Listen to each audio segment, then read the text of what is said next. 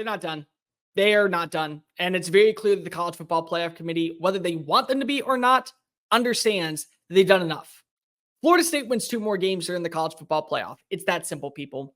If you are new here, welcome on into the channel. My name is Cole Thompson. I'm a radio show host based in Houston, and I talk college football daily. So if this is the type of content you enjoy, plus anything with coaching searches, the conference championships, college football playoff, transfer portal, and a bunch of other nonsense surrounding our favorite sport, make sure you smash that subscribe button down below. Leave a comment telling me if you think Florida State deserves a spot in the Final Four should they run the table. Tell your friends, your family, your sister, your brother, your mortal enemies, best of bros about this channel. And as always, let's continue to talk college football. By the way, if you want to give me a follow on social media, my handle is at Mr. Cole Thompson, the exact same handle as my YouTube page. Just when you subscribe to one, subscribe to the other. Okay, good. Florida State came in at number 5 last night in the CFP rankings. And I'm going to make this abundantly clear.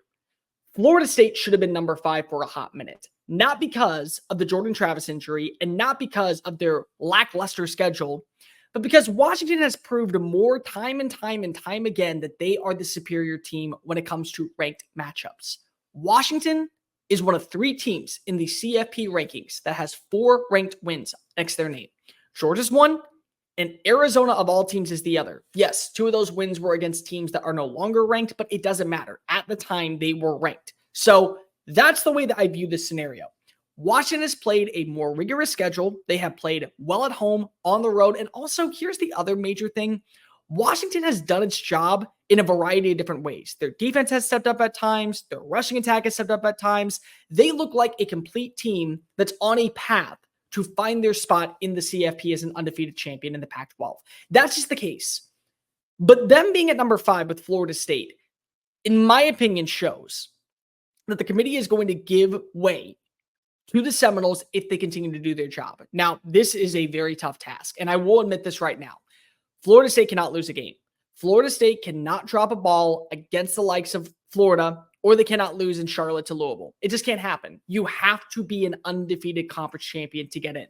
But there is a shot, and we don't know what Tate Rodemaker is going to be underneath center. He could be a complete and total disaster, which eventually cost them a win against the Gators, and the Gators end up punching their ticket to a bowl game. Like, that could happen. Or they could beat the Gators soundly. Then they go to Charlotte.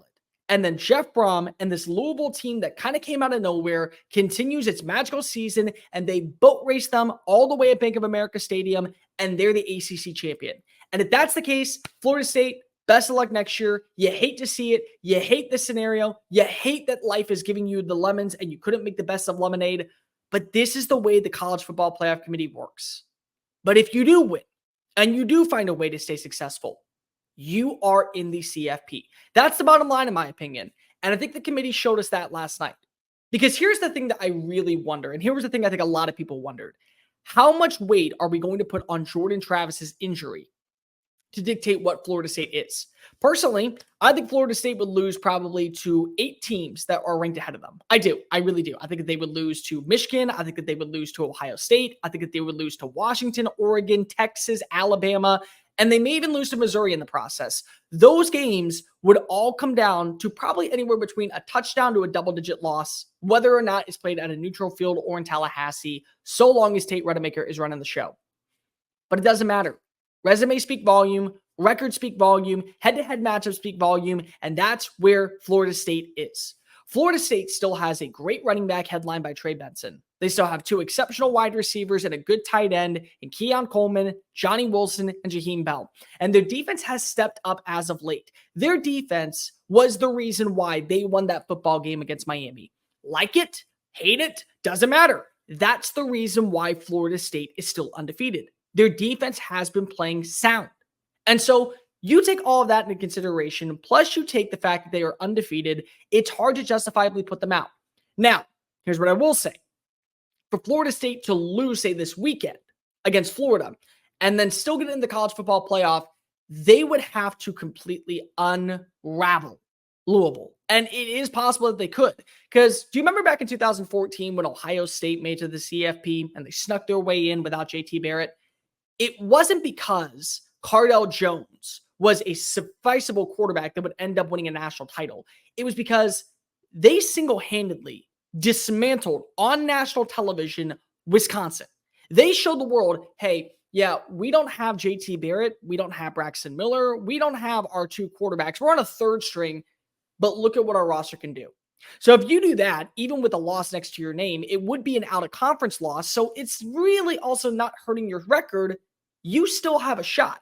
Now, a bunch of other chaos would have to occur. You're definitely rooting for, say, Arizona or Oregon to find a way to beat Washington. You're hoping that somehow the ghost of whatever offensive mastermind once resided in Des Moines goes to Iowa and they put on a clinic against whether that be Michigan or Ohio State. And you're hoping whoever comes out of the Big 12 finds a way to beat up on Texas and that the 9 lives that they have came to an end last week in Ames against Iowa State. That's what you're hoping for. And you're also kind of hoping for maybe Alabama to get an upset win, but it is plausible. The committee is not going to penalize Florida State for losing its quarterback. And that was evident last night because in my rankings, I have Florida State at 8. I'm going to be completely real. They're not a team I believe in without number 13 under center, slinging the rock to Keon Coleman, Jaheim Bell, Johnny Wilson, Trey Benson, and a bunch of other stars who have done their job. But therein is the key. The team has done its job. Last year, TCU, they went undefeated during the regular season. They lost to Kansas State in Arlington, but they were a sound team that found a way to secure victories every Saturday. Oh, but they got boat raced by a team like Georgia in the national championship. They did their job.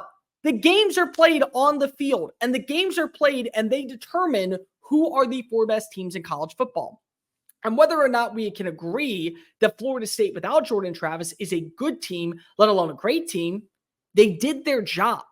Tate Rodemaker has also been in the offensive system underneath Mike Norvell for 3 seasons. This is not a kid who came out of nowhere and just didn't understand the offensive concepts and said, oh, I'll just go ahead and play quarterback this weekend. No, he's filled in at times for Jordan Travis, did last year. He's going to fill in for Jordan Travis against Florida and against Louisville. And if he gets the wins, that just shows you the continuity and the chemistry of this roster. That's what I take away from this game. That's what I take away from the rankings last night.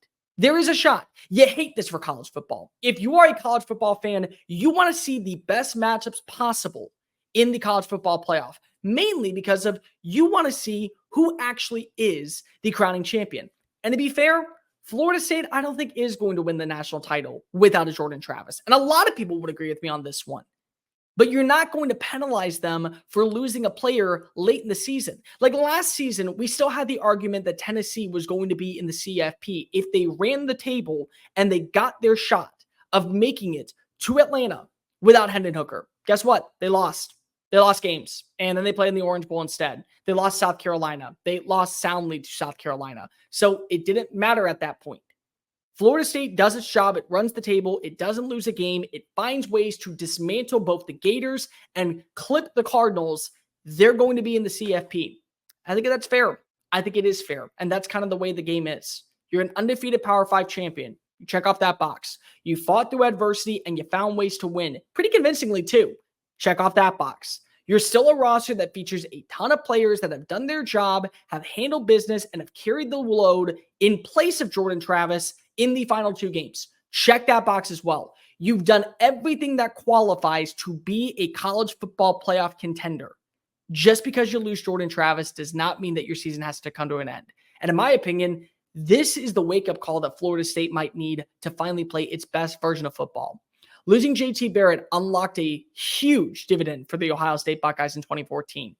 Maybe losing Jordan Travis does the exact same thing down in Tallahassee instead. Guys, thank you so much for watching that video. Don't hit the X button yet. Make sure you hit subscribe to keep up with all of our daily content found on Just Saying It and anything else that we post on this channel. Bye.